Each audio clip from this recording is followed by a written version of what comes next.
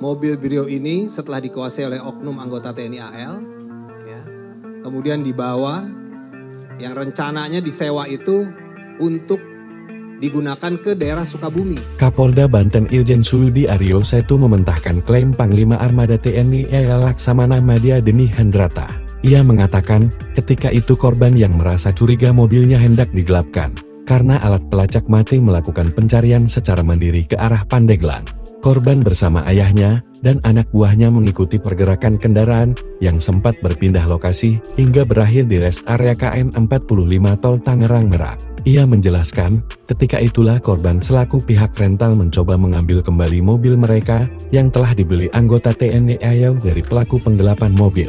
Disitulah terjadi upaya perampasan, pengambil alihan dari pihak rental, tapi karena adanya situasi tarik-menarik di sana, sehingga terjadilah peristiwa penembakan, ujarnya dikutip dari keterangan tertulis, Selasa 7 Januari.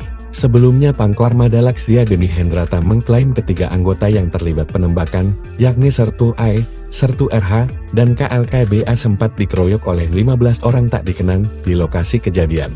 Anak dari bos rental mobil, Rizky Agam Saputra, 24 tahun, menapis terjadinya pengeroyokan saat bertemu pelaku penggelapan unit Brio di Jalan Tol Rest Area Jalan Tol KM 45 Merak Tangerang.